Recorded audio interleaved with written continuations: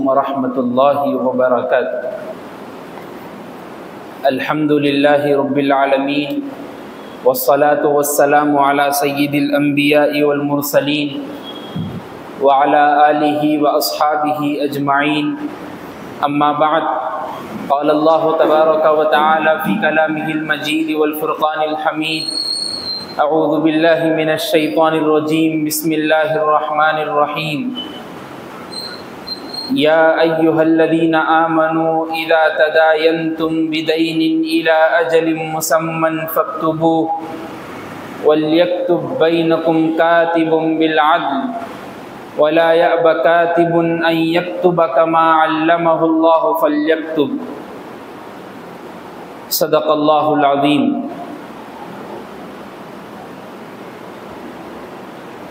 معزز سامعین کرام، محترم بزرگوں اور دوستو، اللہ تبارک و تعالی نے زندگی گزارنے کے لیے بہت سارے سامان اور بہت سارے تحائف اور بہت سارے خزانے ہم کو دیے۔ اللہ رب العزت والجلال نے زندگی گزارنے کا امتحان ہر آدمی سے، ہر انسان سے الگ الگ طریقے سے لیتے ہیں۔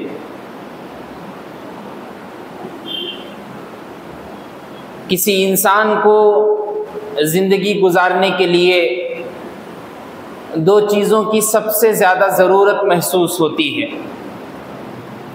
ایک تو رشتہ داری ہے کہ زندگی گزارنے کے لیے اگر رشتہ داری ہو، ساتھ دینے والے لوگ ہو تو بحسن خوبی زندگی گزرتی ہے۔ دوسری ضرورت جس کی سب سے زیادہ محسوس ہوتی ہے وہ ہے مال، پیسہ۔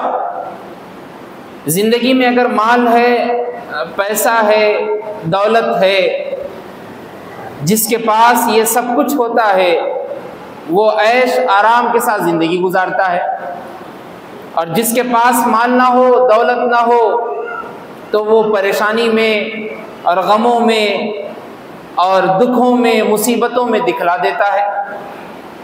حالانکہ اللہ رب العزت والجلال سے جو بندہ محبت کرتا ہے، اللہ سے جو بندہ الفت سے پیش آتا ہے، اللہ کے کہا کے مطابق اپنی زندگی کو ڈال دیتا ہے، تو مال دولت نہ ہونے کے باوجود بھی اس کی زندگی بحسن خوبی گزر سکتی ہے۔ یاد رکھیے، اللہ رب العزت والجلال نے مال اور دولت کسی انسان کے پاس ہوتا ہے تو اس کو ایک چیز کی طرف سب سے زیادہ رغبت دلائی گئی، وہ ہے کہ قرض حسنہ۔ وہ قرض حسنہ کیا ہے، کس کو کہتے ہیں؟ قرض حسنہ یہ ہے کہ اللہ تبارک و تعالیٰ کی راہ میں غریبوں، مسکینوں، یتیموں کو مال اپنے پاس جو کچھ ہے اور جو کچھ ہو سکتا ہے اپنے سے وہ اللہ کی راہ میں وقف کر دے اور اللہ کی راہ میں صدقہ کر دے، اس کو قرض حسنہ کہتے ہیں۔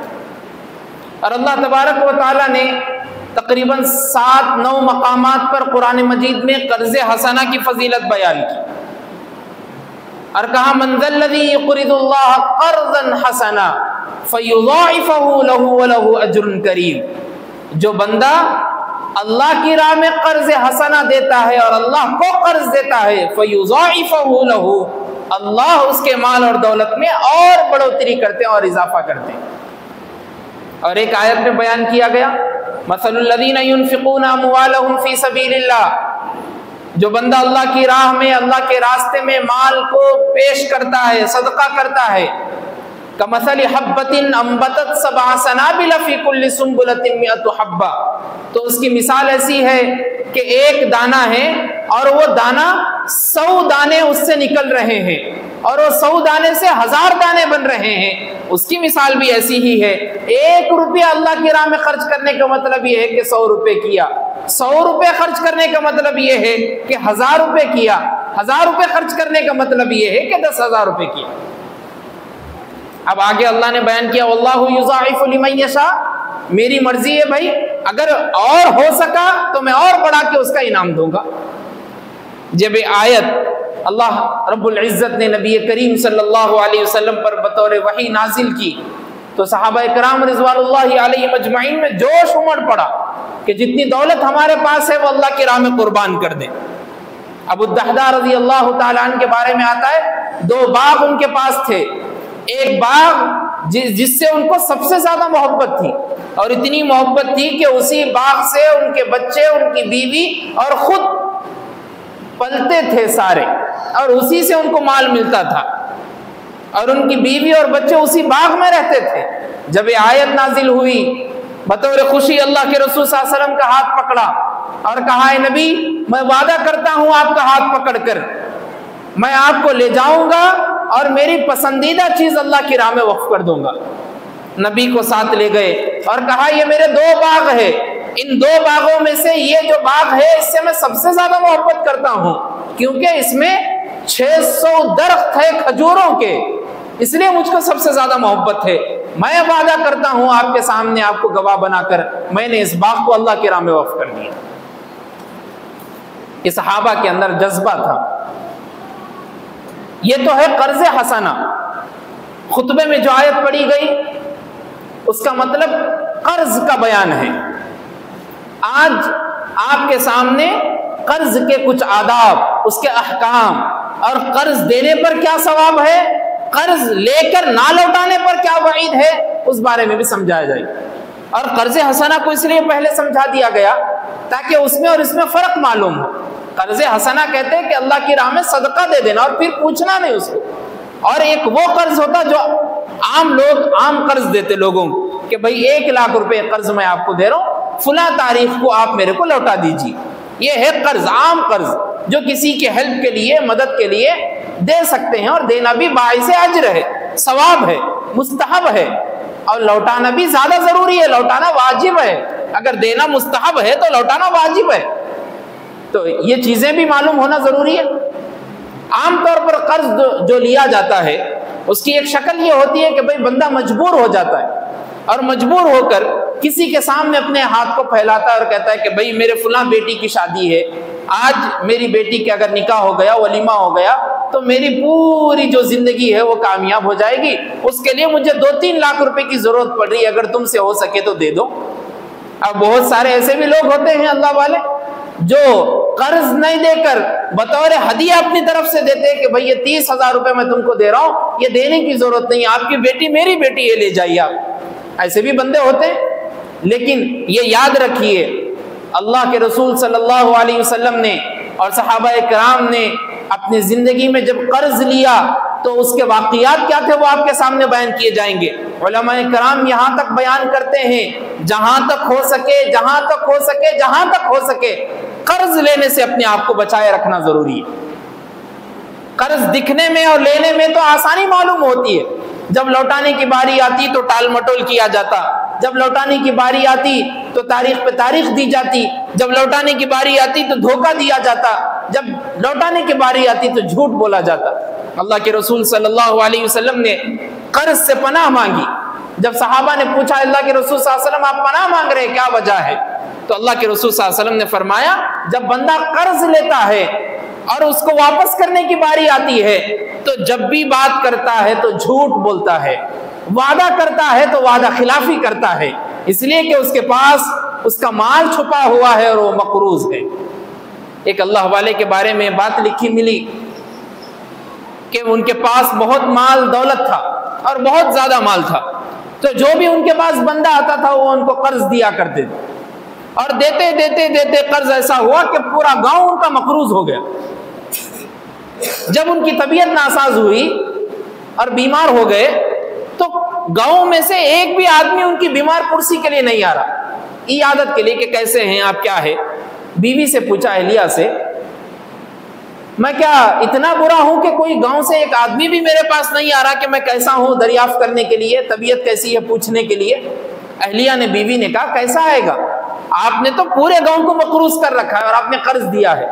وہ اس بات سے ڈر رہے ہیں کہ میں جاؤں گا تو پھر مجھ سے پیسہ پوچھیں گے، مال پوچھیں گے، اور میرے پاس دینے کے لیے کچھ نہیں ہے۔ واللہ والے کو رونا آیا اور انہوں نے اپنے قاصد کو بلایا اور بندے کو کہا دیکھو پورے گاؤں میں اعلان کر دو اور کہو جا کر جو تم نے قرض لیا تھا فلاں شخص سے، وہ شخص یہ اعلان کرتا ہے کہ پورا قرض جتنے لوگوں نے لیا تھا وہ پورا معاف۔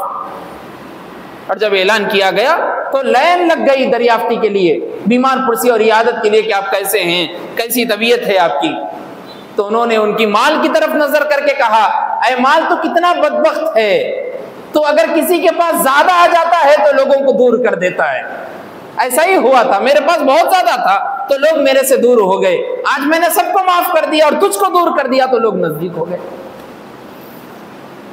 اللہ کے رسول صلی اللہ علیہ وسلم نے قرض نہ لوٹانے والوں کے بارے میں وعید بیان کی کہ جو بندہ قرض لیتا ہے اور قرض لے کر لوٹاتا نہیں تو اس کی جان اس کے جسم سے روح نکلنے کے بعد زمین اور آسمان کے بیچ میں لٹکی رہے گی، جب تک وہ آسمان پر نہیں پہنچ سکتی جب تک اس کا قرض ادا نہیں کیا جائے۔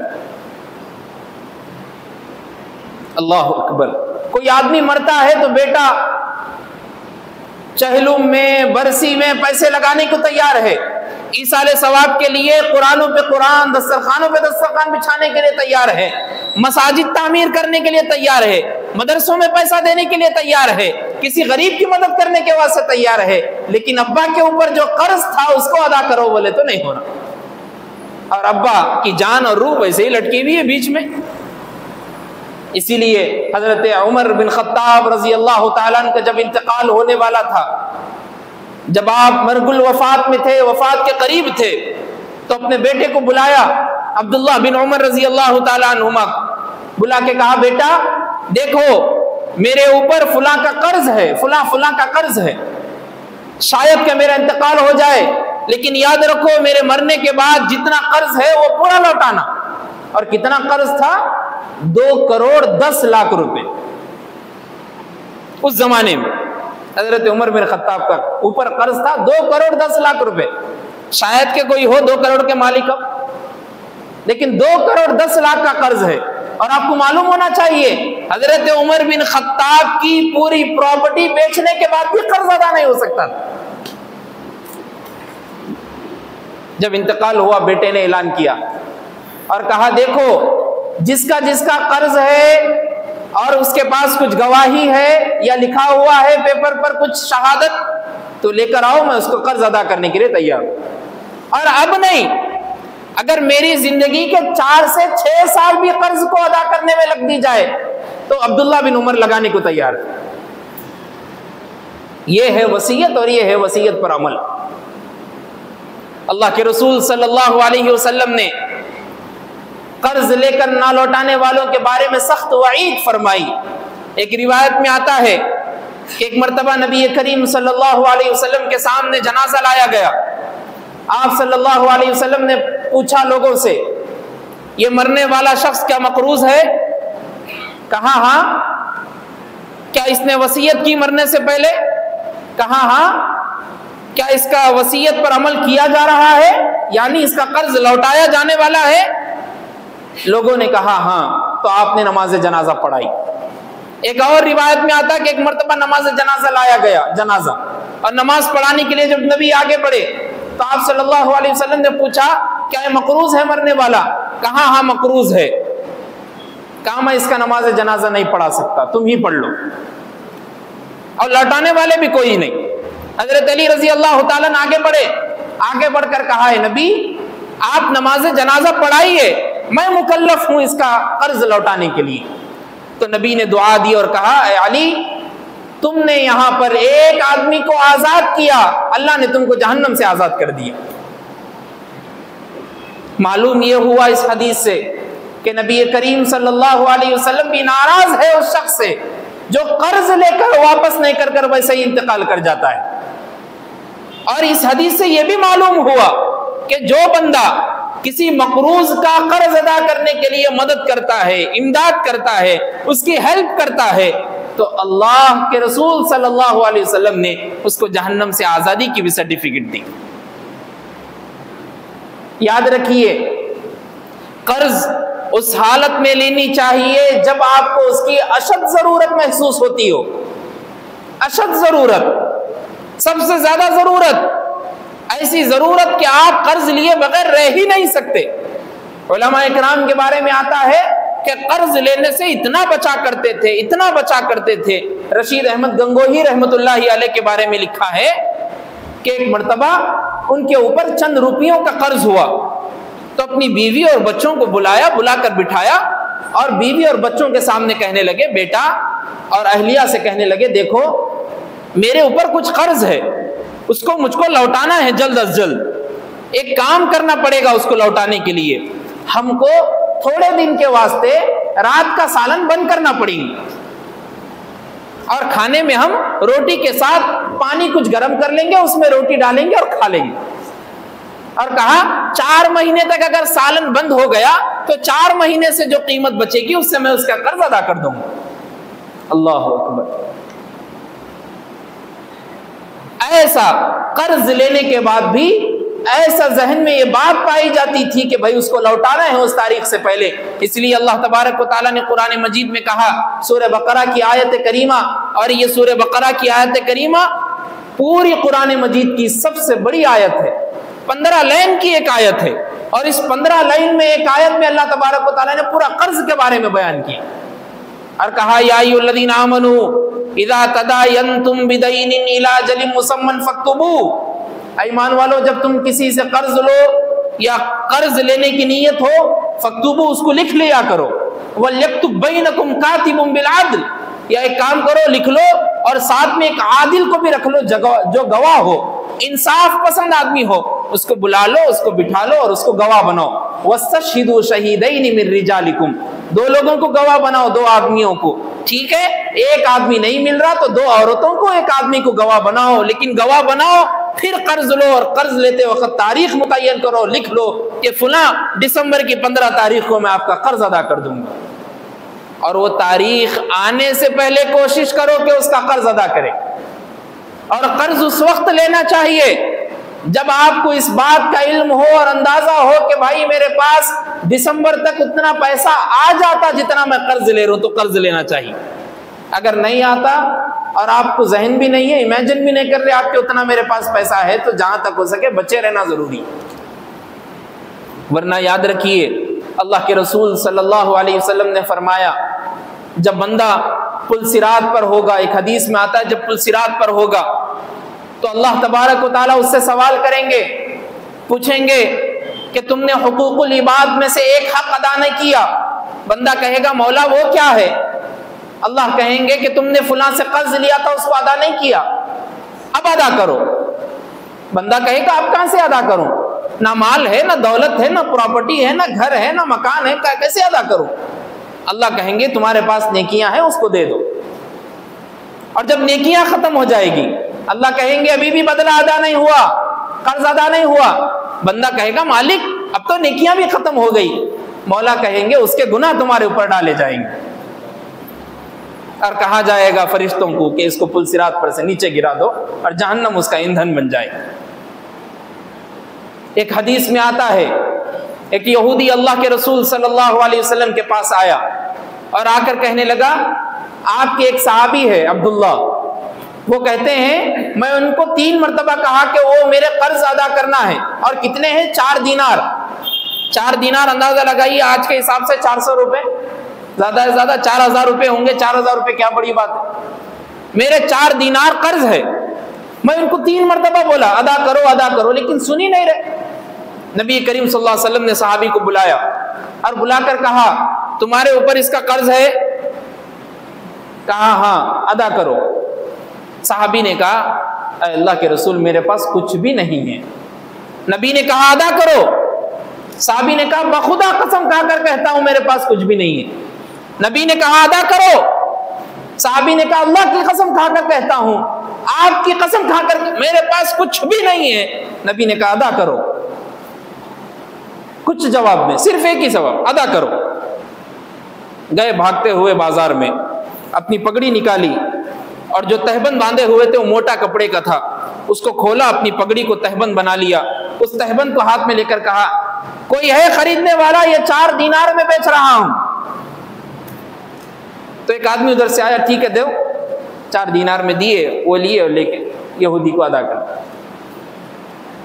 ایک بوڑھی عورت وہاں سے گزر رہی تھی, کہا یہ تم کون سا تہبند باندھے ہو, اتنا پتلا ہے. کہا ماں میرے پاس کچھ بھی نہیں ہے پہننے کے لیے. بوڑھی گئی اپنے گھر میں سے ایک چادر لائی اور دے دی, کہا یہ پہن. اللہ کے رسول صلی اللہ علیہ وسلم نے فرمایا, ایک حدیث میں آتا ہے جب بندہ کسی سے قرض لیتا ہے اور وہ یہ نیت کر لیتا ہے کہ میرے کو آپ کا قرض ادا کرنا ہے, فمن اد اللہ, اللہ اس کا قرض ادا کرنے کے لیے تیاری کر لیتے ہیں. نیت تو بنائیے کہ میرے کو ادا کرنا ہے. اور ہماری نیت تو آپ اللہ اکبر چھوڑ دیجئے. ہماری نیت تو لوٹنے کی ہے, ہماری نیت تو ٹال مٹول کرنے کی ہے, ہماری نیت تو دھوکہ دینے کی ہے, ہماری نیت تو انڈیا چھوڑ کر باہر کنٹری میں سیٹل ہونے کی ہے. 2 کروڑ روپے لے لیے, 5 لاکھ روپے لے لیے, لون اٹھا لیے, بینک کو فراڈ کر دیے اور غائب ہو گئے, ادھر جا کے کنٹری میں رہ رہے اور ایسا سمجھ رہے اپنے آپ کو کہ میں تو بالکل صاف اور پاک ہوں. یہ وائٹ جیسا میں جبہ پہنا ہو, میری نیت بھی ایسی صاف ستھری ہے. یہاں تو بچ جائیں گے, یہاں تو حکومت کی نظر سے چھپ جائیں گے, یہاں تو لوگوں کی نظر سے بھی چھپ جائیں گے, لیکن اللہ کی بارگاہ میں کیا جواب دیں گے؟ آپ اندازہ لگائیے. اللہ کے رسول صلی اللہ علیہ وسلم کی حدیث کریمہ ہے, آپ نے فرمایا شہید کتنا بڑا درجہ ہے, شہید کا کتنا بڑا درجہ ہے, شہید کا اللہ کی راہ میں قربان ہونے والے کا. کہا اگر وہ 100 شہیدوں کے برابر بھی ثواب لے کے آئے گا اور اس کے حق میں کسی کا قرض ادا کرنا ہوگا تو اللہ اس کو بھی معاف نہیں کرے. 100 شہیدوں کا ثواب لے کر بھی کھڑے ہوگا اور کسی کو ایک آنا بھی دینا ہوگا, 4 آنا بھی, اللہ اس کو بھی معاف نہیں کرے.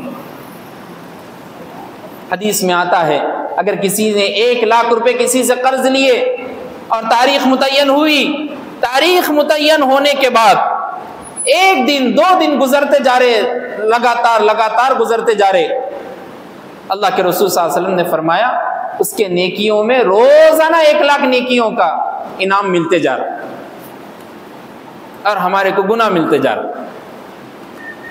اس لیے معزز دوستو, ہمیشہ نیت یہ رکھنی چاہیے کہ جب بھی قرض لے اس کو واپس کرنے کی نیت ہو. ایک حدیث میں آتا ہے کہ اللہ کے رسول صلی اللہ علیہ وسلم نے فرمایا, حضرت ابو ہریرہ رضی اللہ تعالیٰ عنہ سے مروی ہے, جو بندہ قرض لیتا ہے اور ٹال مٹول کرتا ہے, دینے کی نیت نہیں ہوتی, تو اللہ کے رسول صلی اللہ علیہ وسلم نے فرمایا وہ ظالم ہے. ظالم, ہمارے پاس ظالم کون ہے تو ہم حکومت کو بولتے ہیں, ہمارے پاس ظالم کون ہے تو ہم بولتے ہیں اسرائیل ہے, ہمارے پاس ظالم کون ہے جو فلسطین کو مار رہا, ہمارے پاس ظالم کون ہے جو مسلمانوں کو مار رہا, ہمارے پاس ظالم کون ہے جو مسلمانوں کو خون بہا رہا. ظالم وہ بھی ہے جو کسی کا قرض لے کے قرض ادا نہیں کر رہا. کیا ضرورت ایسی محسوس ہوئی کہ بھائی قرض لے لے؟ شادیوں میں بے جا رسومات, منجے, سانچک, جمعگی, فلاں رسومات کے لیے باپ کے پورے ماتھے پہ سے بالیں چلے گئے اور باپ ایک ایک کے گھر پہ جا رہا, کھٹکا مار رہا کہ فلاں میری بیٹی کا نکاح ہے. بھائی دولہے والے اور داماد کی طرف سے فورس یہ آ رہا کہ بچی کو ایک کار بھی ساتھ میں ہونا, ایک گھر بھی ہونا اور فلاں بھی ہونا, فلاں چیز بھی ہونا. بھائی میرے پاس صرف اتنے پیسے ہیں, اتنے کی کمی ہے, کچھ دے دو بھائی. یہ تو بھکاری ہے, اس سے تو اچھا آپ کسی اور بچے سے شادی کرا دیجیے. آپ داماد نہیں, آپ بھکاری لا رہے گھر کو. ایسے بھکاریوں کی ضرورت نہیں. آپ کسی معتبر آدمی کو پکڑیے جو اللہ اور اس کے رسول صلی اللہ علیہ وسلم کی تعلیمات پر عمل کرنے والا ہو. آپ ایسے خاندان میں رشتہ بنائیے, ایسے بیجا رسومات کے لیے نہیں. اور ایسے ہی بیجا رسومات کے لیے, شیخی بگارنے کے لیے, اپنے آپ کو دکھانے کے لیے ڈی جے باجے, یہاں سے وہاں تک لائٹنگ کا سجانا, اور جب جا کے معلوم کرے ان کے پاس تو فل پیسہ ہے. فل پیسہ نہیں, 10 لاکھ روپے قرض لے کے یہ کام کر رہے بینک سے. فل پیسہ نہیں, فلاں کا ہڑپ کر لیے زمین. فل پیسہ نہیں, بہن کا حق تھا مار کے کھا لیے. فل پیسہ نہیں, بھائی کی جائیداد تھی اس کی دشمنی کر لی اور جائیداد پہ قبضہ کر لیے اور یہ کام کر رہے. یہاں تو کر لیں گے, سب کچھ عیش کر لیں گے, اللہ کے پاس کیا جواب دیں گے آپ اندازہ لگائیے. ایک حدیث میں آتا ہے اللہ کے رسول صلی اللہ علیہ وسلم نے فرمایا، صحابہ کو آپ پڑھا رہے تھے اور آپ نے 3 مرتبہ آسمان کی طرف نگاہ اٹھا کر دیکھی، 3 مرتبہ نگاہ ڈالی، اور 3 مرتبہ نگاہ ڈالنے کے بعد آپ نے اپنی چہرہ مبارکہ کو نیچے کیا اور کہا اللہ اکبر اللہ اکبر، کتنا سخت عذاب ہو رہا ہے جو قرض لے کر قرض نہیں دے رہا، کتنا سخت عذاب ہو رہا ہے جو قرض لے کر قرض ادا نہیں کر رہا۔ آپ اندازہ لگائیے، اللہ کے رسول صلی اللہ علیہ وسلم نے فرمایا جو قرض دیتا ہے، کسی کو قرض دیتا ہے، اس کے لیے بھی کہا، قرآن مجید کی بھی آیت ہے فَإِن كَانَ ذُو عُسْرَةٍ فَنَظِرَةٌ إِلَىٰ مَيْسَرَةٍ، اگر جس کو تم قرض دیے وہ قرض ادا کرنے کے لیے ابھی تنگ دست ہے، ابھی اتنا اس کے پاس پیسہ نہیں ہے، مال نہیں ہے، غریب ہے، تو قرآن میں کہا گیا کہ اس کو اور مہلت دو، آسانی دو۔ ایسا بولو کہ بھائی 15 تاریخ دسمبر کو آپ 1 لاکھ روپے دینا تھا، ایک کام کریے بھائی 30,000 روپے دے دیجئے، پھر 25 کے دن اور 30 دے دیجئے، جنوری کی 10 تک آپ 1 لاکھ روپے پورے پے کر دیجئے، کوئی بات نہیں۔ ایسی مہلت دینے والوں کے لیے اللہ کے رسول صلی اللہ علیہ وسلم نے انعام بھی دیا۔ کہا، ترمذی شریف کی روایت ہے، حضرت ابو ہریرہ رضی اللہ تعالیٰ عنہ راوی فرماتے ہیں رسول اللہ صلی اللہ علیہ وسلم نے فرمایا جو شخص کسی تنگ دست کو مہلت دے یا اس کا کچھ قرض معاف کر دے، کہے کہ بھائی 1 لاکھ روپے قرض ہے، 50 دو، 50 میں اپنی طرف سے معاف کرتا ہوں، میں آپ کو گھر دیکھا، آپ کا رہن سہن دیکھا، آپ پورے ہی قرض میں ڈوب گئے، میں اپنا قرض 50,000 معاف کر دیتا ہوں، 50% آپ 50% دے دیجئے، تو اللہ اسے قیامت کے دن اپنے عرش کے سائے کے نیچے سایہ دیں گے، ایسا سایہ کہ جس کے علاوہ کسی اور کا سایہ نہیں ہوگا، اس دن کسی کا سایہ نہیں ہوگا۔ تو اللہ ایسے قرض معاف کرنے والوں کو اور کم معاف کرنے والوں کو یا پورا معاف کرنے والوں کو قیامت کے دن اپنا سایہ عطا کریں گے عرش کا۔ اللہ اکبر، کتنے ایسے لوگ ہیں جو سالوں سے، کئی زمانے سے قرض میں مبتلا ہے، وہ کوشش یہ کر رہے کہ بھائی اگر تھوڑا اگر کم ہو جائے تو میں پورا پے کرنے کے لیے تیار ہوں، آپ معاف تو کیجئے۔ اللہ کے رسول صلی اللہ علیہ وسلم نے ایک اور حدیث میں بیان کیا، جس کے پاس اتنی گنجائش ہے اور اس کے پاس اتنا مال ہے کہ وہ اس کا قرض معاف کر سکتا ہے تو معاف کر دو، یہ تمہارے حق میں زیادہ بہتر ہے۔ اگر تم وَأَن تَصَدَّقُوا خَيْرٌ لَكُمْ، قرآن مجید میں آیا وَأَن تَصَدَّقُوا خَيْرٌ لَكُمْ إِن كُنتُمْ تَعْلَمُونَ، یہ تمہارے لیے بہتر ہے معاف کرنا اگر تم جان جاؤ اس بات کو، یہی بہتر بات ہے کہ معاف کر دو، نہیں دے سکتے۔ اس لیے حاضرین کرام، جہاں تک ہو سکے قرض لینے کے لیے پہلے تو سوچنے کی ضرورت ہے، اگر قرض لے بھی لیے تو جہاں تک ہو سکے اس کو لوٹانے کی نیت رکھے، ٹال مٹول کرنے کی نیت نہ ہو، دھوکہ دینے کی نیت نہ ہو۔ ایک بندہ سامنے سے قرض بھی اس لیے دیتا ہے کہ بھائی یہ میرا مسلمان بھائی ہے، یہ کسی غیر کے پاس کیوں جائے، یہ کسی بینک کے پاس کیوں جائے، وہاں پر مٹی ہوگا، سود ہوگا، انٹرسٹ پہ پیسہ ملے گا، یہ کیوں کرے، اس سے بہتر یہ ہے کہ میرا رشتہ دار ہے، میں اس کو پیسہ دے دوں گا، کچھ اس کی ہیلپ ہو جائے گی، مدد ہو جائے گی، بیٹی کا نکاح ہو جائے گا، گھر بن جائے گا، بیٹے کا کچھ پڑھائی کا سلسلہ ہو جائے گا، بیٹی کی کچھ تجارت بزنس میں کچھ فیصلہ ہو جائے گا، مال مل جائے گا، اس سے بہتر اور کیا ہو جائے۔ لوگ ہیں ایسے دینے والے، لیکن یہ جو مقروض لوگ ہیں جو قرض لیتے ہیں، ان کی وجہ سے دینے والے بھی کم ہو گئے، ان کی وجہ سے دینے والے کم ہو گئے، لیکن دینے والے بہت ہیں۔ دینے والے کیوں کم ہوئے؟ یہ لینے والے صحیح نہیں ہیں، یہ لے کر بھاگنے والے ہیں۔ تو ایک اگر گندا رہے گا تو ساروں کے اوپر فیصلہ ویسے ہی ہوگا۔ ایک سمندر کی مچھلی پورے سمندر کے مچھلیوں کو گندا کرنے کے لیے کافی ہے، ویسے ہی ہماری حالت ہے۔ ایک گلی کا آدمی اگر قرض لے کے بھاگ گیا تو اس میں سے کوئی قرض دینے والا نہیں ہوگا اب کسی ایک دوسرے کو۔ بات ہو رہی کسی کے پاس بیٹی کی شادی کی تو دوست بھی ہوگا تو خاموش بازوک سے اٹھ کے چل جائیں گے، کہیں کو اب دوسری بات میرے اوپر ہی ڈالتے، شاید ذرا 50 دینا تھا، بیٹی کی شادی ہے۔ ایسے حالات کیوں ہو رہے ہیں؟ اس کی سب سے بڑی وجہ بھی یہی ہے کہ ہم نے قرض لے کر لوگوں کا قرض ادا نہیں کیا۔ ایک حدیث میں آتا ہے، اللہ کے رسول صلی اللہ علیہ وسلم نے فرمایا، حضرت جابر بن عبداللہ رضی اللہ عنہ سے روایت ہے، رسول اللہ صلی اللہ علیہ وسلم نے فرمایا، اللہ تعالیٰ اس شخص پر رحم فرمائے جو خرید اور فروخت اور قرض کی وصول یابی میں نرمی سے کام لیتا ہے، خریدنے میں، کاروبار میں، بزنس میں نرمی سے بات کر رہا، نرمی سے ہر ایک کو بات کر رہا، اس کے ساتھ ایک انڈرسٹینڈنگ بنا رہا، اور کسی کا قرض ہے تو قرض لیتے وقت صحیح سے بات کر رہا، نرمی سے کام ہو رہا۔ یہ سارے کام جو کرتے ہیں نرمی سے، اللہ کے رسول صلی اللہ علیہ وسلم نے فرمایا اللہ اس شخص پر رحم فرماتا ہے۔ تو یاد رکھیے یہ ساری چیزیں ہم اپنے زندگی میں اس کو اپنائیں۔ حضرت جابر بن عبداللہ کی ایک اور روایت ہے، حضرت عبداللہ بن ابی ربیعہ فرماتے ہیں اللہ کے رسول صلی اللہ علیہ وسلم نے مجھ سے 40,000 روپے قرض لیے، اللہ کے رسول صلی اللہ علیہ وسلم نے خود قرض لیا 40,000 روپے، اور لوٹانے کے دن سے پہلے لوٹانے کے لیے آ گئے، اور لوٹاتے وقت آپ نے دعا بھی دی، کہا بارک اللہ لک فی اہلک و مالک، اللہ تمہارے اولاد میں تمہارے مال میں برکت عطا فرمائے۔ جب کسی کا قرض ادا کرتے تو یہ بھی دعا پڑھا کریں اور کہے کہ بھئی اللہ آپ کے مال میں آپ کے اولاد میں برکت عطا فرمائے۔ آخر میں امام بخاری رحمۃ اللہ علیہ نے اپنی کتاب میں ایک واقعے کو نقل کیا، ایک چھوٹا سا واقعہ نقل کیا، کہا ہے کہ ایک آدمی تھا، وہ آدمی سمندر پار کر کے، ایک ندی پار کر کے، پانی پورا ادھر بہتا تھا، وہ ندی پار کر کے ایک ادھر پر امیر آدمی رہتا تھا، اس کے پاس قرض مانگنے کے لیے گیا، اور جب قرض مانگنے کے لیے گیا تو اس سے کہا کہ بھائی مجھے اتنے پیسوں کی ضرورت ہے، 20,000 30,000 اتنے روپے کی ضرورت ہے، آپ مجھے دے دیجئے، میں آپ کو تاریخ آنے سے پہلے وہ لوٹا دوں گا۔ اس شخص نے کہا ٹھیک ہے، گواہ کہاں ہے، تم اکیلے آئے ہو؟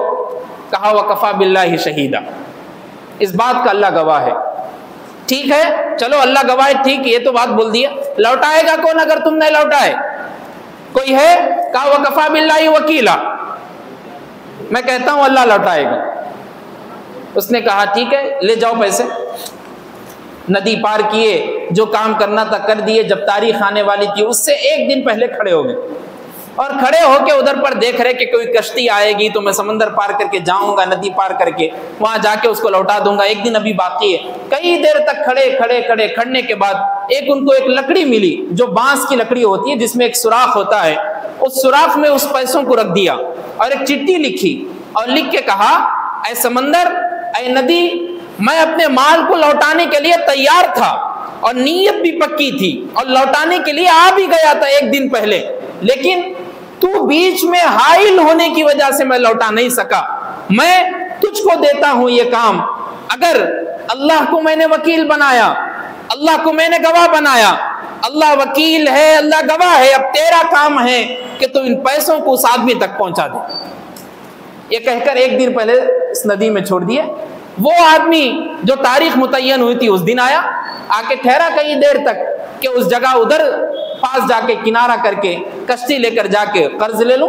کشتی آئی نہیں، کئی دیر کے بعد جب واپس ہو رہا تھا رات کے حصے میں، ایک وہ بانس کی لکڑی اس کو دکھی، اس نے کہا کہ چلو بھائی کچھ کام آ جائے گی گھر میں، اس کو اٹھا لیا، اور اٹھا کے جب گھر کو گیا تو اندر سے دیکھا کہ پیسہ مل رہا ہے، پیسہ نکالا اور چٹھی لکھی تھی، اور اس چٹھی میں لکھا تھا کہ فلاں قرض ہے اس کا ہے، اور یہ پانی کے حوالے کر دیا، یہ ندی کا کام ہے کہ اس کو لوٹا دیا جائے۔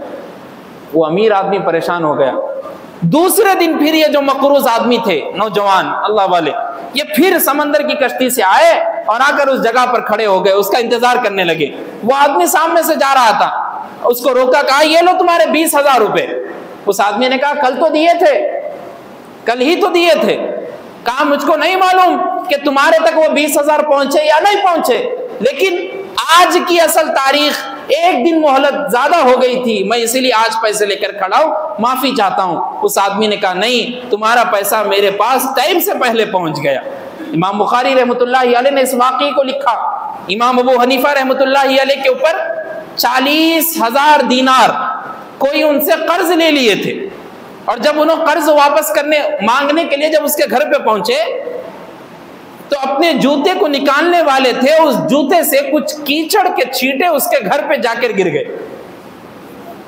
دروازے کو دستک دی، وہ آدمی نکلا، امام ابو حنیفہ کو سامنے دیکھا، سامنے دیکھ کر کہا حضرت ابھی 3-4 دن کا ٹائم دے دو، ابھی پیسہ نہیں ہے، آتے ہی آپ کو دے دوں گا۔ امام ابو حنیفہ نے کہا نہیں، پیسہ مانگنے کے لیے نہیں آیا تو اس لیے ہی تھا، لیکن غلطی سے میرے جوتے کے چھینٹے گندگی کے تمہاری دیوار پر گر گئے، اس کا بدلہ جو بھی ہے آپ بولو میں ادا کرنے کے لیے تیار ہوں، لیکن اس سے پہلے یہ بات سن لو میں نے تمہارا پورا قرض معاف کر دیا۔ یہ اللہ والے ہوا کرتے تھے۔ معزز دوستو، کسی کو آپ نے قرض دیا، اگر وہ تنگ دست ہے، ادا نہیں کر سکتا، کچھ مہلت دیجئے، کچھ کسی نہ کسی طریقے سے قسط بنا کر اس سے لے لیجئے۔ ہاں، قسط بنانے میں یہ کام بھی نہ ہو کہ بھائی 1,00,000 روپے ہے، 1,20,000 روپے تم کو دینا پڑے گا، یہ تو سود ہو جاتا، انٹرسٹ ہو جاتا، اس سے بھی بچنا ضروری ہے۔ EMI پہ گاڑی لینا، کریڈٹ کارڈوں کا مسئلہ ہے، وہ بھی آپ علماء سے رجوع ہوئیے۔ کتنا، کون سا حرام ہے، کون سا جائز ناجائز ہے، اس کی صورتیں، شکلیں الگ الگ ہے۔ علماء سے رجوع ہو کر مسائل پوچھیے، اللہ سے دعا کیجیے کہ اللہ ہم سب کو قرض جیسی بیماری سے دور رکھنے کی توفیق دے، اور اگر قرض لیا ہو تو اس کو مہلت پر ادا کرنے کی بھی توفیق بخشے۔ وآخر دعوانا الحمدللہ۔